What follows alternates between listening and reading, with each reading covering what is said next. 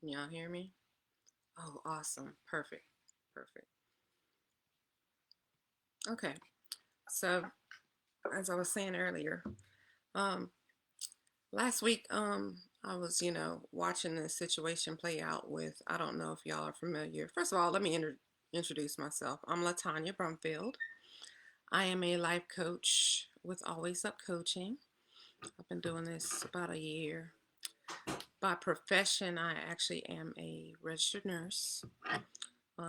So I actually have a little bit of knowledge in mental health issues as well as my own personal experience.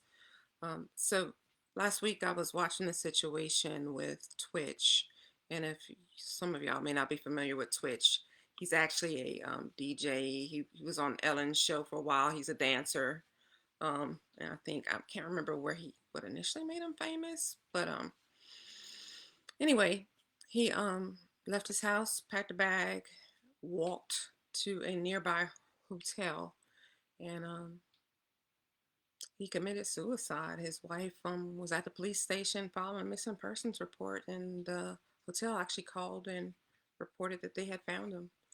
And it just got me thinking about how difficult it is for people who suffer with depression during this time of year in particular. Because if you think about it, some people are holding on by literally a thread of hope, right? And then, you have this time of year that, people think it should make them happy, just because it's Christmas, right? Most of us have some kind of fond memories regarding this time of year.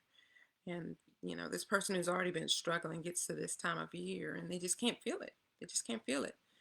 And often, you know, that's that, that's what tips them, right? Because they don't feel that extra piece of hope, they feel like, hey, if I can't get happy now, can I ever get happy? And so I think, it's important that we have these discussions because we need to be aware of, first of all, ourselves even, but then the people around us as well. We need to be able to take care of one another during this time of year. And sometimes it's not always obvious who needs help. Sometimes it's the person we least suspect. Um, so I think we too often think about what the traditional symptoms of depression are, right? We look for people who look sad, people who don't want to interact with others. We look for people who want to sleep a lot, loss of appetite. Those are all the things that we presume are symptoms of depression. However, they are not always. In particular, in people who, have to mask for the people around them. They have to mask what they're feeling. And some people don't even know they're depressed. And I'm going to share my personal story about depression. At the very first time I realized I was depressed, because if you're by nature a happy person, sometimes you don't know when you are depressed because it's an unfamiliar feeling and you're not always in touch with your emotions. And certain people just aren't very good at being in touch with their emotions. I actually have a diagnosis of ADHD, and this is a relatively new diagnosis. I've only had it for about, yeah, excuse my dog making noise in the background. I've only had this diagnosis probably maybe going on 10 years now of my almost 48, almost 48 years. So I'm still learning about myself and the diagnosis. But there's many other people who have similar diagnoses that often have this problem. You can't always identify the emotions you're feeling. So I remember I had at this particular time I had a job that I really disliked, but I liked some of the people I work with. So I really didn't want to give up on it. But I was put in a position to where it was hell. It was hell. And I remember going to a new doctor because I had broken out in shingles. And at that time I was 33 years old. I was a lot younger, 33, 32 maybe. But anyway, I had broken out in shingles. And, I'm sitting here trying to figure out, like, how does a young person get shingles? Like, how do I have shingles? And sit there talking to this new doctor who was she's one of the best doctors I ever had. And up until that point, I hadn't had a doctor who would listen. And she basically told me I was depressed. And, when she sat there and talked to me about it, and I was like, wow, it makes sense. I am depressed. And when I identified that feeling that I was feeling, I was able to find other points in my life in which I felt that same way. And I didn't know what was going on with me, right? So, anyway, I did get treated. During that period of time, I got on medication, and guess what? It worked. One true way to determine if you're depressed is to go to the doctor, talk to someone. They could put you on some medication therapy. Sometimes we have to diagnose by trying to treat. And if you treat something and it works, that confirms the diagnosis, right? But you have to have a doctor to be able to do that. Not everybody have regular doctors that they can see. Not everybody can access health care. So we do need to be very attentive to the people around us. Additionally, we need to be attentive to strangers as well. People are out there struggling, y'all, and they're on the edge. Um, we don't want to be that person that tips somebody over, right? So we need to be very kind and aware and hyper vigilant about the people around us. So first of all, let's talk about self-care. If you are in a situation right now in which you don't know what's going on with you, you feel like something is off. Sometimes it just starts with feeling like something is off, having a little bit of an abnormal energy level, um, not finding joy in the things you usually find joy in, your hobbies, playing with your kids or whatever. Sometimes it just starts off by an absence of something. You just don't feel like you normally feel. And then it escalates to more severe symptoms, right? So the minute you feel like something's off, you need to be able to do a self inventory. And that's where you can talk with a friend, describe what's going on. Sometimes you need that third person, someone outside of yourself, to listen to what you're saying and actually put the pieces together for you. Sometimes writing about how you feel can help you put the pieces together, right? You're writing down what's going on, how you're feeling, whatever. And when you read it back later or the next day, sometimes it comes together a little bit easier in your mind, what's going on with you. One thing I do strongly suggest, and oftentimes depression is coming from two places. Well, three places, in my opinion. And let me stop and say, although I am a nurse, anything I say is for educational purposes only. Um, However, I am speaking from life experience, personal experience as well, and a little bit of medical knowledge. But from my life experience, depression comes from one of three areas. Situational depression, something's going on that's making you very sad. You know, life struggle, um, losing someone close to you or a family member, etc. Or it could be because literally there is a chemical imbalance in your brain that's making you depressed.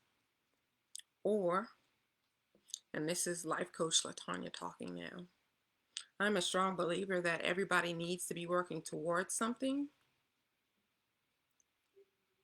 and in order to find joy in life, right? Um, and I call that the absence of stagnation. Anytime you are not growing, building, preparing, you become stagnant and you lose joy in life. And that's the first step in becoming depressed. First, you lose joy in things, right? Things become humdrum, right? So there's just three areas, and depression will come about different ways based on the situation, right? I would say if you have an absence of, if you're stagnant, right, it creeps in very slowly over a long period of time. On the other spectrum, if something happens or has happened around this period of time, because often what you see is people who've lost loved ones during the holidays, they re-grieve during the holidays, right? But there's also people who are actively undergoing grief right now, right? There's people actively with situations going on. So that tends to come on abruptly. Either, there's a memory that's coming back fresh, or there's something that's actively going on.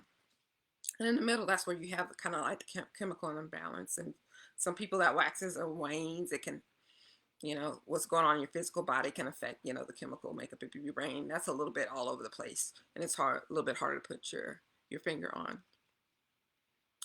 So when it comes to self-care, when you're talking about those things, self-care means when it comes to very significant events happening or fresh memories of significant events, you got to be aware when those things happen to be hyper vigilant with yourself. And that can mean actually going to see a doctor before you get depressed, right? If you know you've lost a loved one around the holidays and you have a history of becoming depressed during the holidays, be proactive. Make an appointment with your family doctor, right? And say, look, I know the holidays are coming up and I'm already kind of feeling it because I'm already thinking about it. I want to just have a proactive conversation with you. That way, if I feel like I get to a point where it's too much, I can just drop you a message and you can call in a script. Or I've already talked to you and we can make another appointment and make a plan to deal with this. That can also mean proactively talking to your family members and the people who around you who are not also undergoing an event. For example, a death in the family. Or it doesn't even have to be a fresh death. Sometimes during the holidays, if you have someone who's close to you who has passed, you're going to miss them more during the holidays, right? You're going to miss them more. And sometimes that grief and that sadness is fresh, just fresh, I know for myself, there's, a couple people that I've lost that I think about them more during the holidays. I think about how life, and it's at the end of the year, so you start thinking about how life has changed over the years. How we've made it through another year, and you think about the absence of that person, right? So you need to reach out to someone and talk to someone. You need to start journaling. You need to be very proactive about taking care of your physical body, eating good meals, exercising. Exercising is so good for depression because a lot of times with depression we have low levels of neurotransmitters in our brain. And there's neurotransmitters in our brain that are released by our body that tell us everything's going to be all right, okay? And everybody has heard of dopamine, right? Exercise releases dopamine. And it's a thing that goes to your brain to tell you everything's going to be all right. Some of us at baseline have lower levels of dopamine. People who have chronic depression, right? People who have ADHD or autism, a diagnosis like that. There's other conditions that result in low levels of dopamine. Sometimes a history of abusing certain drugs will cause you to have lower levels of dopamine. So you are at higher risk if you fall into that category. So exercise is so important because it can release the dopamine. Also, being around people who have typically created joy in you, right? The people you love, spending time with family, particularly family that's not affected like you. So when you're talking about grieving someone, depending on how your family members are, it can be helpful or not helpful, right? Because if they're in their grief and they grieve differently than you, it can actually bring you down. So you need to be self-aware of who you spend your time with. You want to be around people who traditionally make you happy. People who can help you remember the good things about that person you have lost, as opposed to someone who wants to talk about the horrible way in which that person was lost, right? So you just want to be very careful, cognizant, and proactive when it comes to your self-care. Make plans, right? I'm a strong, as a life coach, I'm very big on personal development and keeping a planner. And keeping a planner is just not the thing that's going to help you make it to your appointments on time. It's actually going to help you be aware of the dates that are coming up, right? It's going to help you plan your time, right? I was actually talking to one of my clients who lost someone important, and this was the week of the death that I was talking to her, or the immediate week after the death. And one of the things I said was, look, you need to plan to have something to do, right? Things to do that will, first of all, release dopamine in your brain, right? Because if your baseline is already low, you need to keep those dopamine levels at normal, right? So this depression will bring you down, right? Because then when you think about the sad thing, you think about the death, you think about the person, you don't have those chemicals to tell your brain everything's going to be okay. So you gotta do things you love to do, you know, get into your hobbies, spend time with your kids, exercise. You have to do those things in order to keep yourself from going down further, okay? So you keep a planner and you plan out your day. You plan what you're going to do. You plan who you're going to be around. You plan who you're going to talk to. You make plans, because if those plans aren't made, there's a vacuum. And in a vacuum, when nothing's there, what happens when you open up something that's vacuum packed, right? You open it up and things rush in, right? So if you don't have anything to do, you don't have plans, the depression is going to rush in full force when that moment comes, right? So you can't live in a vacuum. You got to have plans. And that's for general joy and happiness. When you plan your life, you get more out of life, okay?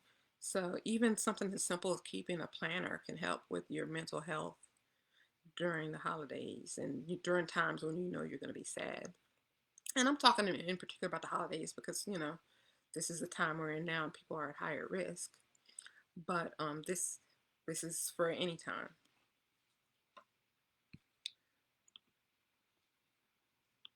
So before I move from self-care to caring for, being aware of the people around us, does anybody have any questions? And if while y'all are typing y'all questions, because there's going to be a delay in order for me to see them in this mode here. And actually, I need to probably pull up my phone, so I think I'll be able to see your any comments y'all make a little bit sooner than I would on this live dashboard.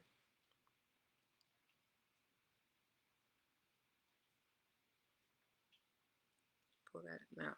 But if you have any questions about depression and taking care of yourself, or any questions throughout this conversation, feel free to just put it in the comments, okay? Well, I'm pulling up this event now on my phone to see if I can get in the live.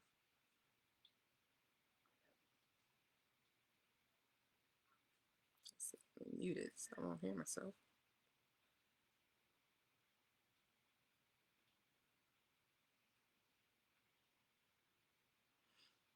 All right.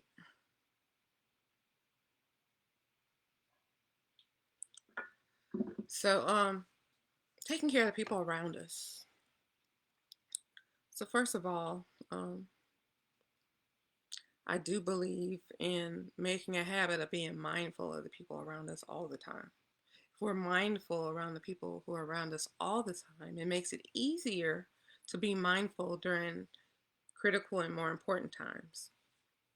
So, the people you see every day, you need to be aware that some people mask all the time. And what I mean by mask, if you're not familiar with that terminology, is the ability to, for lack of a better word, fake emotions. I'll give you an example. I'm a nurse, right? So when I'm feeling bad, whether it be physically or mentally, stressed or whatever, I can't go into the patient's room looking like I feel that way. I have to be able to partition the part of myself that feels physically bad or mentally bad, right? So I have to go in there smiling. I have to be reassuring. Like, these people are enduring things that are difficult. I don't need to come in there feeling like, it's the end of the world myself. That is not going to help my patients, right? So we, as nurses, we have to do a lot of masking. So as far as, looking at people who are high risk for masking, people who have to mask for their professions are at high risk of being depressed and you not knowing. Um, so nurses, teachers, um, people who are in the public eye, famous people, right? A lot of times when famous people commit suicide, people are like, they just don't, well, they were an actor, you know, who wants to see, somebody that they admire from TV walking around looking sad all the time? They mask for a living, right? So if their occupation involves some level of masking, they're going to be at high risk because they're going to turn it on at home too, right? They're going to keep it turned on at home because maybe they don't want their kids to know that they're sad or anxious or depressed or worried. Um, you know, Sometimes I get sad about, my grandmother being gone or whatever, but my kids don't know my grandmother, right? So if I'm thinking about her around them, I don't want to get emotional around them, because, there's no sense in me making them sad about, someone they can't remember. If I want to talk about her to them, I want to talk about her to them while I want it to be a happy memory, right? I don't want them to feel the sadness, right? So I mask if I'm around them and I'm thinking about her, okay? So people who mask for a living are at high risk for going under the radar, They're not going to have those classic symptoms. And I would venture to say that most depressed people do not have the textbook symptoms of depression most of the time, right? Because they mask. They're not going to show that to the world. The other group that will be at high risk is parents in general, because parents tend to mask for their kids, right? And the other thing about parents is parents will push through the pain to do what they need to do for their children, right? We will push through the anxiety, the depression, the worry. We will do it for our kids. I've done it. Every parent can say that they have done it at some point.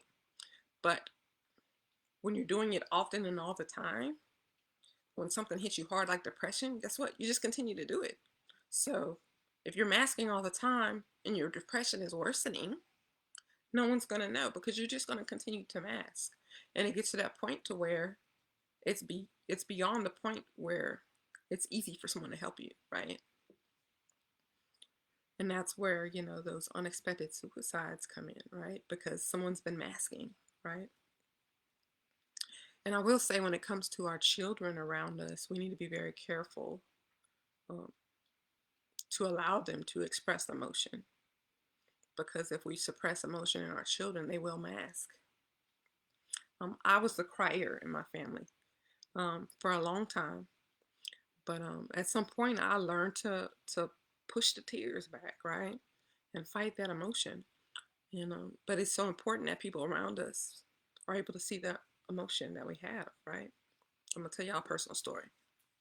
Um, I was going through a life transition, right? My son had moved on campus, for first year of college. Um, I have a son who has autism. He was changing schools, which is very stressful for him and me. And I was changing the way I worked. I was moving from night shift to day shift. There was a lot of transition going on during this period of time. And I was, anxious up to here. I had up to here. And that morning, it was a very stressful morning. I was running late for work. And I actually had talked to my boss like a week before about being late for work. And so I'm trying to do the right thing. And I had called in because the bus didn't come, right? And I told him, look, I'm going to be late to work. The bus didn't show up. I got to bring my son to school. And so while that's going on, my boss shows up at work and she's like, where's Latonya? And whoever had taken my message didn't pass it appropriately to her. So she calls me and she's like, where are you? So now I'm all anxious because like she thinks I just am late for work and didn't call or whatever. So anyway, it just turned the temperature up on the situation.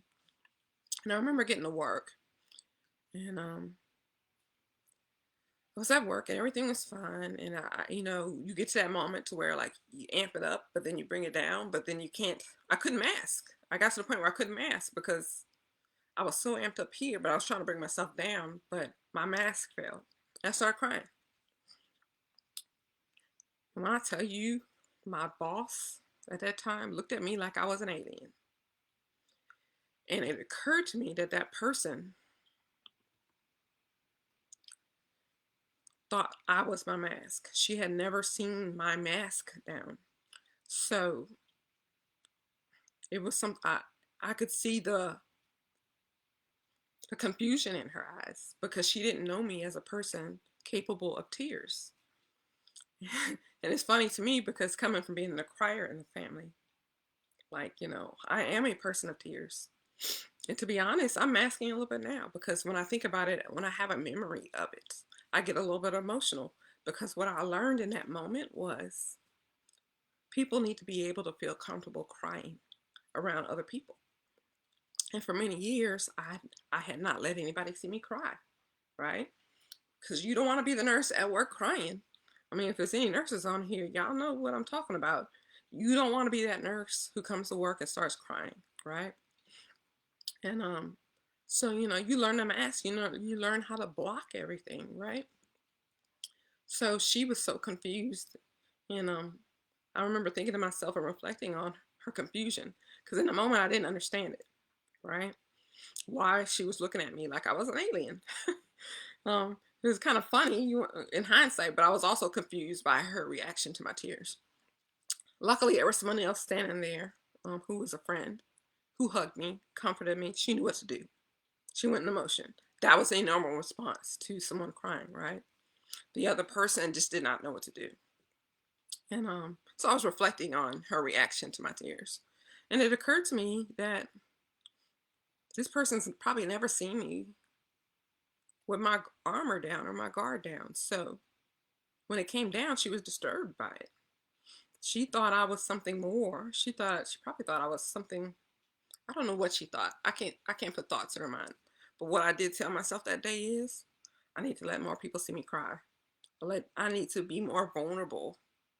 And I tend to live by, being vulnerable and being open with people, but people need to see your emotion, right, on a regular basis.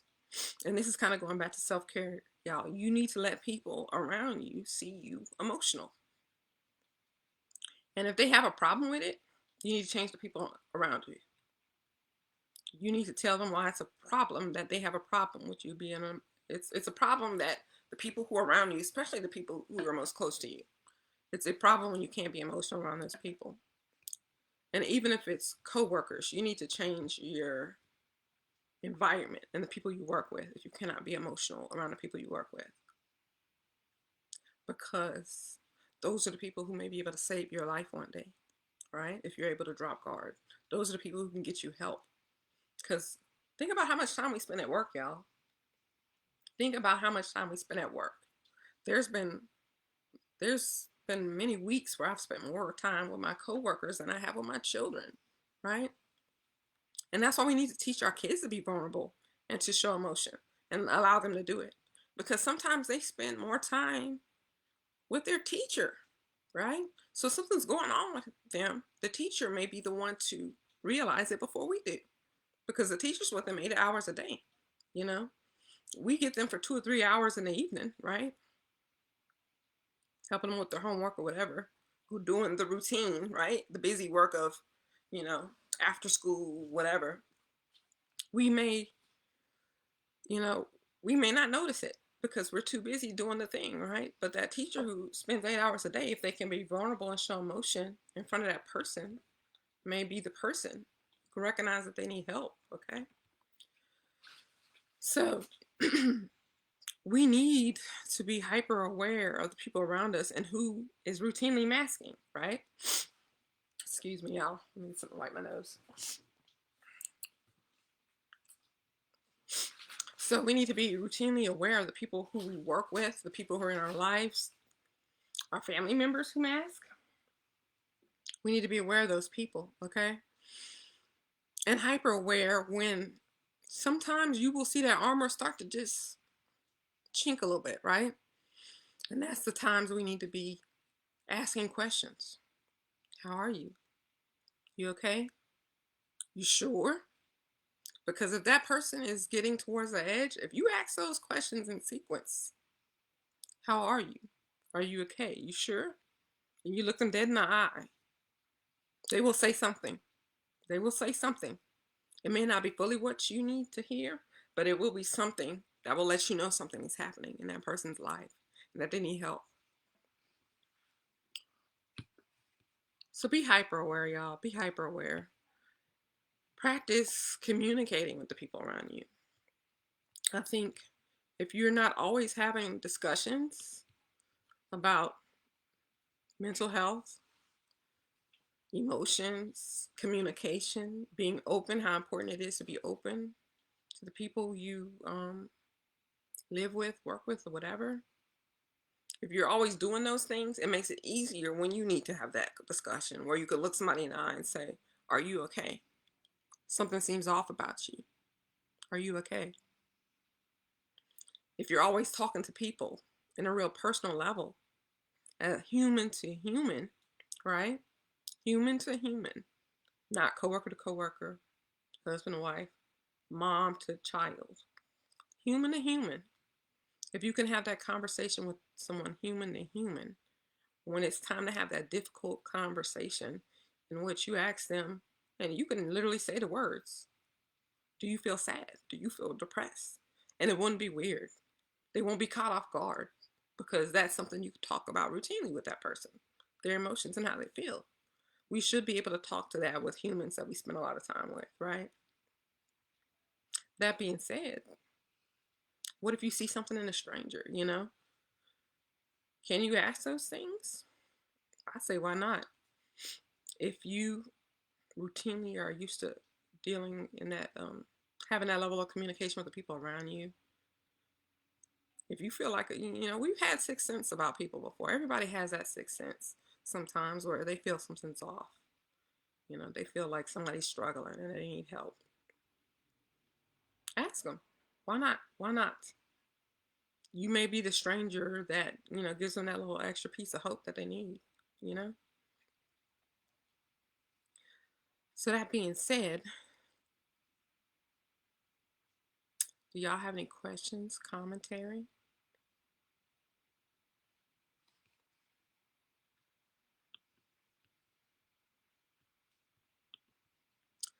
I just want to put it out there that, and let me just do it this way. How are you? Are you okay? How are you feeling? Are you sad? Are you anxious? Are you worried? Are you concerned? Do you need help? Because help is here, okay? Feel free, anybody can feel free to inbox me. Some of you who are on here may have my phone number even. Text me, call me, whatever, right? Because if you don't have anybody in your life who's going to ask you these questions and you're not strong enough to communicate with them what's going on with you, I'm that person who you can tell, who can help you. And I don't know how I'm going to help you yet if you contact me, but if anybody knows me like they know me, I will find a way, okay? So if you are sad, if you are depressed, if you're not even sure if you're depressed or sad, you don't know what's going on with you, you're just feeling some kind of way, and you don't have anybody else to talk to, inbox me, okay? I'll be that person, and I'll help you figure it out best way I can. Best way I can.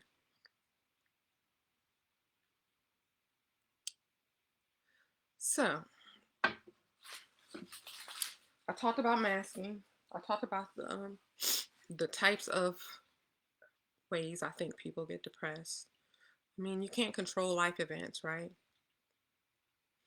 But the other things we can control is um, knowledge of mental health and being open with people around us about mental health. But we can also, if we have chronic depression and we know if we have a history of depression, we can do stuff like keep journals, whatever. If you know you have a family member who has a history, you're going to be hyper vigilant with them, especially during certain times of year, during certain events about, you know, their mood or whatever, and be open in the conversation. But also, we need to do preventative care, and that's self care, just self care, exercise, diet, journaling. Everybody needs to have a plan, some kind of plan. So there's people who actually have careers. They're not going through school anymore. They got a job that they're going to stay in because they have good retirement. There's a lot of people in those situations who become depressed because they're not working towards or looking forward to anything.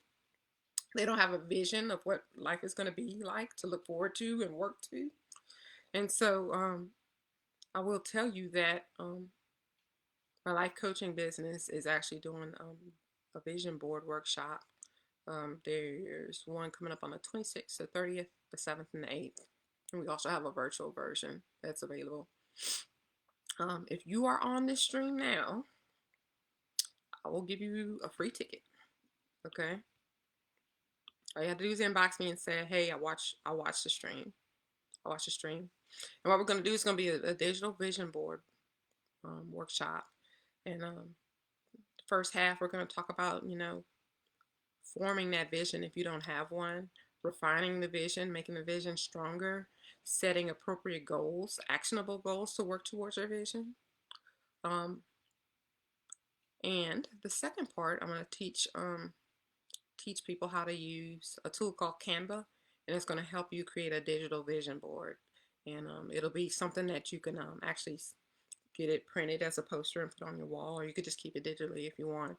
But you'll be able to send like a file over to like Walgreens, somewhere like that, or somewhere online that could print it for you. And I think Walgreens, when I priced their posters, they were between like $8 and $12, something like that. Very affordable. But if you would like to come to my vision board workshop, just inbox me. And right now I'm streaming to my personal Facebook page.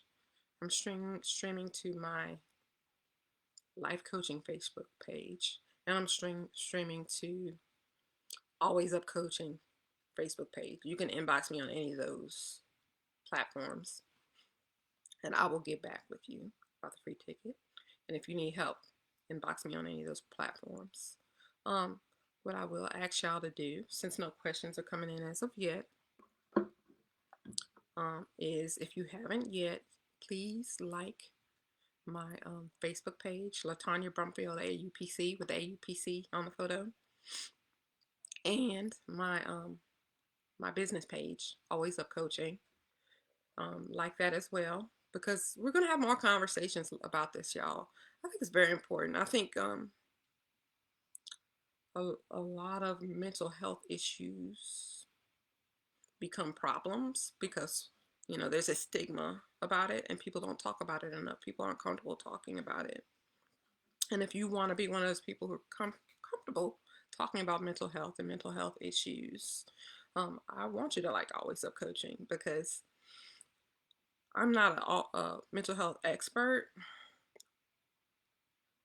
but I know enough about real world mental health issues and dealing with people and talking to people to where if you hang out in the stream long enough, you'll become comfortable talking about it too.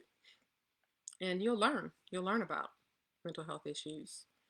I think the next mental health issue I might talk about is adult ADD, ADHD, and how it impacts so many things, including depression and anxiety and stuff like that. And that's because people with ADHD have baseline low neurotransmitter levels, right? So when life events happen, we can't respond appropriately because we don't have that thing called enough of that thing called dopamine to tell us everything's going to be all right, right? And it increases our chance of being in a situation in which we endure some trauma, right? Because our brain cannot respond appropriately. So events become traumatic and we have PTSD because the event has become traumatic. And when similar things arise like that, we go into trauma mode, right? We start responding to that event in the same exact way that we did in the previous setting. So I think we're going to be talking about that next a little bit. So any questions or comments, y'all? Oops. It is 8 o'clock. I said I was going to be on here about an hour. And I think, even though I started late, I think I'm going to call it quits for today. Thank y'all for coming. I think I'm going to do Mental Health Monday every Monday. I'm not fully 100% convinced in my mind that I'm going to do it every Monday, but I would like to. This is something that I'm very passionate about because so much of, I'm a life coach. I really strongly believe in people reaching for their dreams. So I Mental health is like baseline, right? You can't do it unless you're mentally healthy. So I think we're going to talk about it more. We're going to talk about it more. We're going to do Mental Health Monday every Monday. May not be a whole hour, but we're going to do it every Monday. Okay. So I'm just going to finish with saying, anybody watching, if you need help, inbox me. If you're not sure if you need help, inbox me. If you know somebody who needs help and you don't know how to talk to that person, inbox me. And we're gonna get on the phone. We're gonna figure it out, okay? But good night, everyone. Happy holidays. Have a Merry Christmas. Enjoy your family. Take care of yourself and take care of those around you, okay? I love you.